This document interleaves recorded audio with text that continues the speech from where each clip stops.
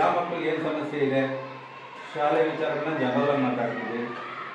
Individual ಆಗಿ ಇಂಥ ಮಗುದೇ ಇಂಥ ಸಮಸ್ಯೆ ಇಂಥವೇ ಆಮೇಲೆ ಇವೆಲ್ಲ ಮನಸ್ಸಲ್ಲಿ ಇಟ್ಕೊಂಡು ದಯಮಾಡಿ ಆಮೇಲೆ ನಾವು ಲಾಸ್ಟ್ ಟೈಮ್ ಹೋಗಿದ್ರೆ ತಡೆದಿದ್ವಿ ಏನೋ ಒಂದು ಲೆಕ್ಕಾಚಾರದಲ್ಲಿ. ಇವತ್ತಿನ ಈಚೆಗೆ ನೋಡ್ತಿದ್ವೇನೋ ಆಯ್ತಾ, ನಮ್ಮ ಬಗ್ಗೆನೇ ಹಿಂಗೆಲ್ಲ ಮಾಡ್ತಾರೆ ಅಂತ ಗೊತ್ತಾಗಿದ್ದೂ ಸಹ ನಾವು ನಮ್ಮ ಮಕ್ಕಳ ಬೇರೆ ಮಕ್ಕಳ ತರ ಕೇರ್ ಮಾಡಬೇಕು, ಅಷ್ಟು ಕೇರ್ ಮಾಡ್ತೀವಿ. ಅದೇ ಮಗು ನಮ್ಮ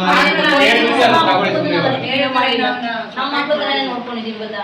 ನಾವ್ ಹೇಳಿದ ಉದ್ದೇಶ ಏನು, ಈಗ ನಾವು ಸಹ ಚೆನ್ನಾಗಿ ಓದ್ತಾವೆ ಅಂತ ನೀವೇನ್ ತಿಳ್ಬೋದು, ನಾವು ಹಾಗೆ ತಿಳ್ಕೊಂಡಿರ್ತೀವಿ. ಮನೇಲಿ ಅಟ್ಲೀಸ್ಟ್ ಈಗ ಇದು ಪೇರೆಂಟ್ಸ್ ಮೀಟಿಂಗ್ ಅಂತ ಹೋದಾಗ ತಾನೇ ಗೊತ್ತಾಗೋದು ಏನಾದ್ರು ಮಕ್ಕಳ ಬಗ್ಗೆ. ಆಗಾಗ ತಿಳ್ಕೊಂಡ್ ಏನಾದ್ರೂ ನಾವೇನ್ ಮಾಡ್ಬೇಕು, ಬದಲಾವಣೆ ಆಗ್ಬೇಕು. ತಡಿ ನನ್ನ ಮಗನ ಇರ್ಬಾರ್ದು ಇಷ್ಟೊಂದು ಹೇಳಿದಾರೆ, ಅಥವಾ ನಾನೇನ ಸರಿಯಾಗಿ ಕೇರ್ ಮಾಡ್ತಾ ಇಲ್ವಾ ನನ್ನ ಮಗು ಬಗ್ಗೆ ಅನ್ನೋದು ನಿಮ್ಗೆ ಬರ್ಲಿ ಅನ್ನೋ ಒಂದು ಉದ್ದೇಶಕ್ಕಷ್ಟೇ ಕಲಿಸ್ತೀವಿ.